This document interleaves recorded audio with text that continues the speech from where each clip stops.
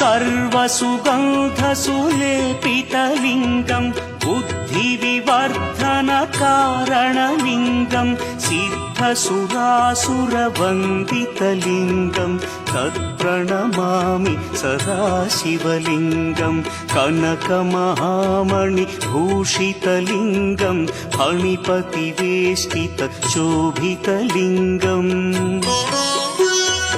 दक्षसुयज्ञविनाशनलिङ्गं तत्प्रणमामि सदा शिवलिङ्गम् कुङ्कुमचन्दनलेपितलिङ्गं पङ्कजहार सुशोभितलिङ्गम्